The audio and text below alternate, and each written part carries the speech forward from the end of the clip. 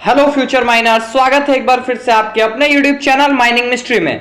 आज के इस वीडियो में हम SCCL से रिलेटेड कुछ ओपन कास्ट के MCQ देखेंगे जो कि आपके आने वाले माइनिंग सरदार एग्जामिनेशन में हेल्पफुल होने वाला है। तो यदि आप मेरे चैनल पर पहली बार आए हैं तो चैनल को सब्सक्राइब करें। इस चैनल पे आपको डेली बेसिस पे ऐसे ही MCQ सॉल्व करने का मौका मिलेगा। चलिए बढ़ते हैं आज के अपने पहले ओपन कास्ट के क्वेश्चन की तरफ। For more than -% of water, N4 explosive cannot be detonated। आप लोगों को पता होगा कि जो N4 एक्सप्लोसिव है, अमोनियम नाइट्रेट फ्यूल ऑयल, वो ड्राई स्टार्टा के लिए ही हम लोग यूज करते हैं, वेट स्टार्टा के लिए यूज नहीं होता है। तो क्वेश्चन ये पूछ रहा है कितना % वाटर अगर रहेगा तो वहां पे N4 एक्सप्लोसिव जो है वो डेटोनेट नहीं कर पाएगा, मतलब सिंपल ब्लास्ट नहीं हो पाएगा। Option number A 5%, option number B 6%, option number C 9% या फिर option number D 13%। Question number 1 का राइट आंसर होगा ऑप्शन नंबर सी। 9% से ज्यादा वाटर जहां पे रहेगा वहां पे N4 एक्सप्लोसिव यूज हम लोग नहीं कर पाएंगे, वो डेटोनेट ही नहीं होगा। क्वेश्चन नंबर 2 देखते हैं। Ammonium nitrate and diesel ratio in N4 explosive. N4 explosive आप लोग को पता होगा अमोनियम नाइट्रेट और डीजल से बनता है, तो दोनों का रेशियो कितना होता है, कितना % अमोनियम नाइट्रेट हम लोग डालते हैं और कितना % डीजल डालते हैं। ऑप्शन नंबर है 95:5। फर्स्ट वाला रेशियो जो ये 90 वाला है वो आपका अमोनियम नाइट्रेट का है और सेकंड रेशियो डीजल का है, ठीक है। तो option A 95:5, option B 94:6, option number C 90:10 या फिर option number D 92:8। Question number 2 का राइट आंसर होगा ऑप्शन नंबर बी 94:6, मतलब 94% आपका अमोनियम नाइट्रेट रहता है और 6% क्या रहता है, डीजल रहता है। एक ये सफिशिएंट मिक्सअप है अमोनियम नाइट्रेट फ्यूल ऑयल बनाने के लिए, ठीक है। क्वेश्चन नंबर 3 देखते हैं। Which of this factor does not affect stripping ratio. 4 factor है, उसमें से कौन सा फैक्टर जो है वो स्ट्रिपिंग रेशियो का अफेक्ट नहीं करता है। Option number A sale value of ore, option number B depth of ore, option number C thickness of ore, option number D place of extraction. Question number 3 का right answer होगा option number D place of extraction. किस जगह पे, किस place पे आप extract कर रहे हैं इससे कोई फर्क नहीं पड़ता है आपका स्ट्रिपिंग रेशियो कितना होगा। बाकी ये जो तीनों फैक्टर है, जैसे सेल वैल्यू है, अब सेल वैल्यू से तो स्ट्रिपिंग रेशियो का फर्क बिल्कुल पड़ेगा, डेप्थ ऑफ ओर से भी पड़ेगा और थिकनेस ऑफ ओर से भी पड़ेगा। क्वेश्चन नंबर 4 की तरफ बढ़ते हैं।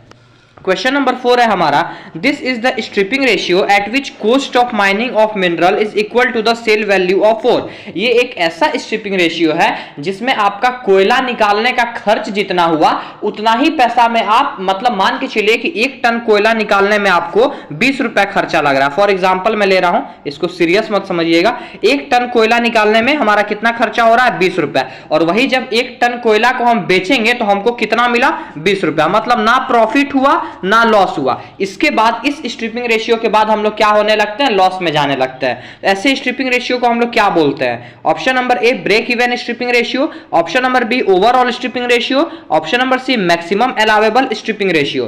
क्वेश्चन नंबर 4 का राइट आंसर होगा option number A break even stripping ratio. Overall stripping ratio किसे कहते हैं, अगर आप लोगों को पता है तो वेल एंड गुड, नहीं पता है तो आप लोग मुझे कमेंट सेक्शन में इन्फॉर्म कीजिएगा, मैं बता दूंगा।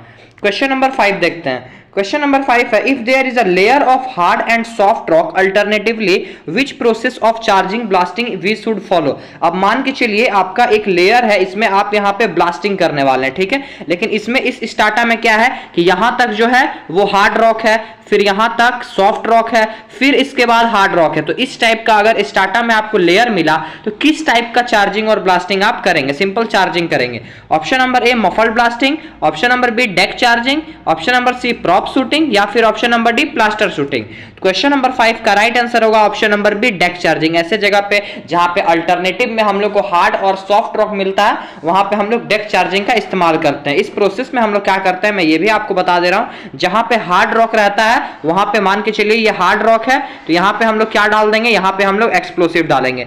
फिर जो सॉफ्ट रॉक है वहां स्टीमिंग करेंगे, फिर हार्ड रॉक में हम लोग एक्सप्लोसिव डालेंगे। इस तरह करके हम लोग इसमें चार्जिंग करते हैं, ठीक है। इस पे मेरा एक सेपरेट वीडियो भी बना हुआ है, आप चैनल पे जाके देख सकते हैं। क्वेश्चन नंबर 6 देखते हैं। Snake blasting is a type of. Snake blasting किस चीज का एक टाइप है, जनरल ब्लास्टिंग जो करते हैं उसका एक टाइप है, या फिर मफल्ड ब्लास्टिंग का टाइप है, सेकेंडरी ब्लास्टिंग का टाइप है, या फिर option number D none. Question number 6 का राइट आंसर होगा option number C secondary blasting. Snake blasting, prop shooting, plaster shooting जो है वो सेकेंडरी ब्लास्टिंग का एक टाइप्स होता है, ठीक है।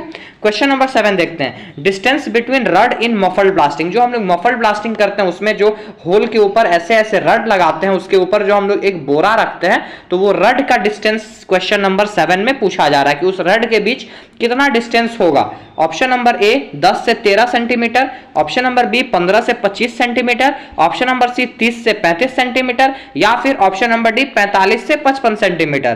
क्वेश्चन नंबर 7 का राइट आंसर होगा ऑप्शन नंबर बी, 15 से 25 सेंटीमीटर उसका डिस्टेंस होता है, दो रड के बीच का डिस्टेंस, यानी इतना का डिस्टेंस 15 से 25 सेंटीमीटर होता है, इससे ज्यादा नहीं होना चाहिए। इससे ज्यादा होगा तो फिर रॉक जो है वो ऊपर उड़ जाएगा और मफल ब्लास्टिंग करने का कोई फायदा नहीं होगा।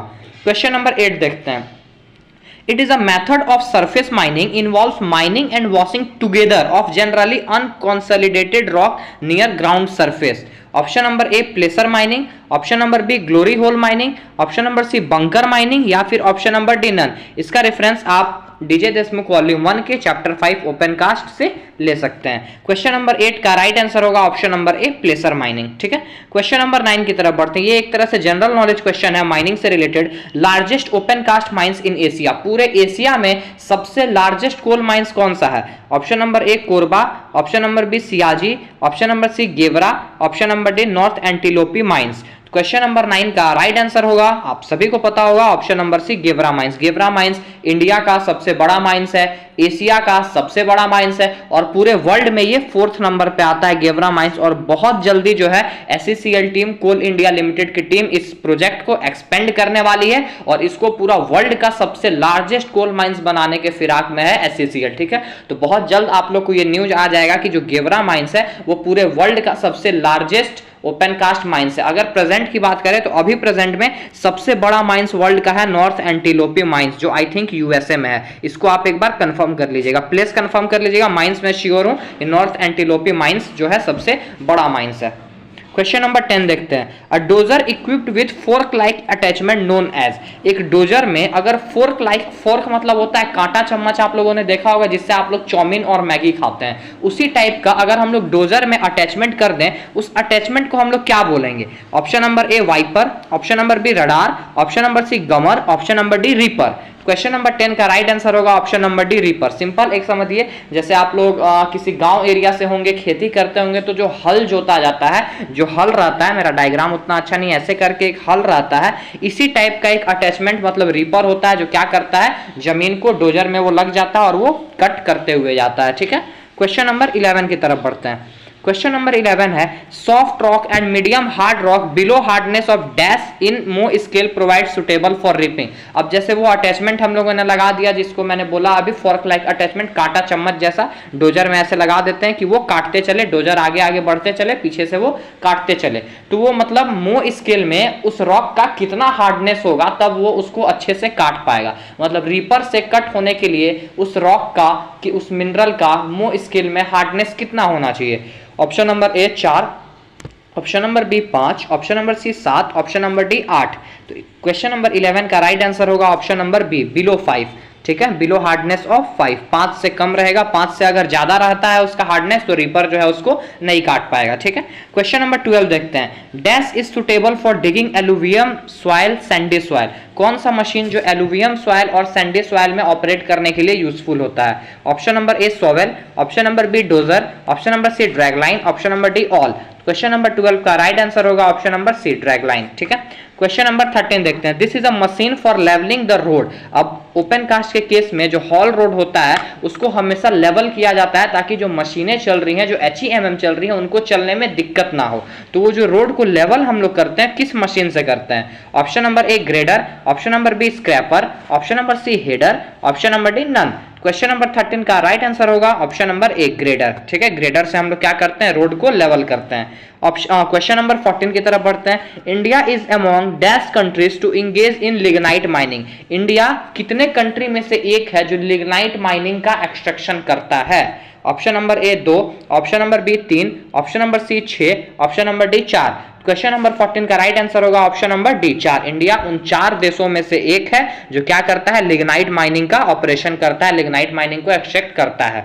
क्वेश्चन नंबर 15 देखते हैं। If the production of open cast mines is 1 million metre cube, production मतलब यहाँ पे क्या हो गया, मटेरियल हैंडल्ड, इसमें ओबी भी काउंट होता है। 1 मिलियन क्यूबिक मीटर हुआ, नंबर ऑफ असिस्टेंट मैनेजर उस माइंस में कितना चाहिए एक सेफ ऑपरेशन के लिए एज पर CMR 2017? Option number A 10, option number B 15, option number C 8, option number D 20। Question number 15 का राइट आंसर होगा ऑप्शन नंबर ए। ठीक है, कम से कम उसमें मिनिमम 10 चाहिए। इसमें रिलैक्सेशन कौन देता है, CIM, chief inspector of mines.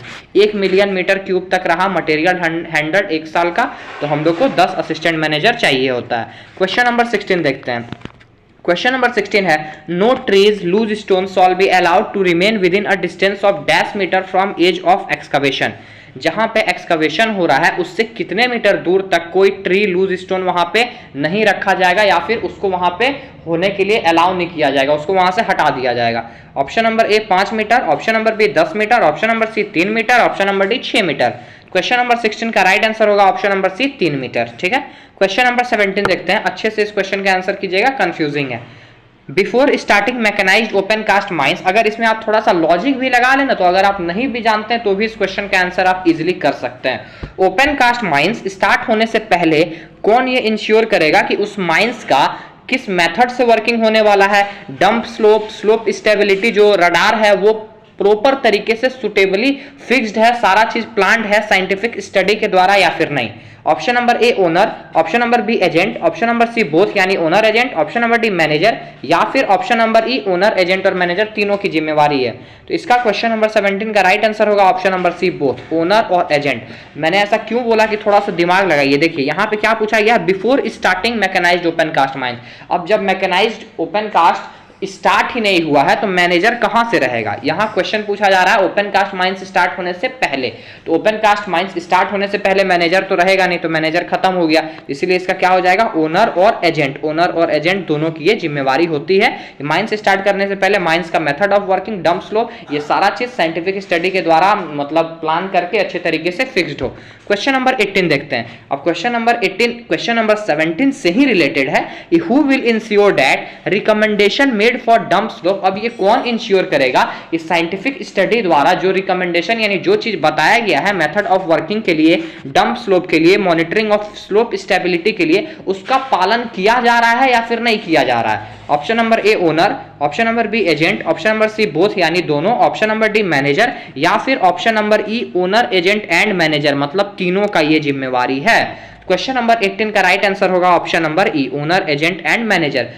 ये इंश्योर करने का कि बना है कि नहीं साइंटिफिक स्टडी के द्वारा, ये है ओनर और एजेंट का, और उसको पालन कराने की जिम्मेवारी ओनर एजेंट और मैनेजर तीनों की होती है। ठीक है, क्वेश्चन नंबर 19 देखते हैं। No working shall be made within a distance of dash metre of a boundary claimed by owner of adjacent mines. अब मान के चलिए ये एक बाउंड्री है, ये फर्स्ट माइंस है और ये सेकंड माइंस है। ठीक है, सेकंड माइंस का ओनर बोल रहा है कि यहां तक मेरा है, मतलब ये बाउंड्री मेरा है, ये ओनर बोल रहा है ये बाउंड्री मेरा है। तो उस बाउंड्री के जो विवादित बाउंड्री है, जो क्लेम्ड बाउंड्री है दूसरे ओनर का, उस बाउंड्री के कितने मीटर अंदर तक काम नहीं किया जाएगा। Option number A 3 metre, option number B 7.5 metre, option number C 9 metre, option number D 5 metre. Question number 19 का राइट आंसर होगा ऑप्शन नंबर बी 7.5 मीटर के अंदर। नॉर्मल बाउंड्री के भी 7.5 मीटर के अंदर काम नहीं किया जाएगा, और कोई क्लेम्ड बाउंड्री है, डिस्प्यूटेड बाउंड्री है, उसके भी 7.5 मीटर के अंदर काम नहीं किया जाएगा। आज का हमारा लास्ट क्वेश्चन है ओपन कास्ट से related. Surface plan shows every surface feature with in. Surface plan जो आप CMR में प्लान चैप्टर में पढ़िएगा, सरफेस प्लान में सरफेस फीचर कहां तक दिखाया जाता है, माइन बाउंड्री तक, डिस्ट्रिक्ट तक, या फिर जैसा RIM regional inspector of mines बोले, या फिर option number D none. Question number 20 का राइट आंसर होगा ऑप्शन नंबर ए, बाउंड्री तक सरफेस प्लान दिखाया जाता है विद इन माइन बाउंड्री। आशा करता हूं कि ये 20 ओपन कास्ट MCQ से आपको बहुत कुछ सीखने को मिला होगा। और एक चीज मैं आप लोग को बता दूं, अगर आप चाहते हैं कि ओपन कास्ट MCQ का पार्ट नंबर 2 आए आपके SCCL से रिलेटेड, तो आप सभी लोग मुझे कमेंट सेक्शन में कीजिएगा कि पार्ट 2 चाहिए या फिर नीड फॉर पार्ट 2। मैं कल इसका ओपन कास्ट का पार्ट 2 आप लोग के सामने लेते आऊंगा। चलिए मिलते हैं नेक्स्ट वीडियो में। बहुत बहुत धन्यवाद माइनिंग मिस्ट्री चैनल पे विजिट करने के लिए। ऐसे ही सपोर्ट अपना दिखाते रहें अपने छोटे भाई पे। मिलते हैं कल अपने नेक्स्ट वीडियो में नेक्स्ट MCQ सेट के साथ। टिल देन जय हिंद, जय भारत, टेक केयर।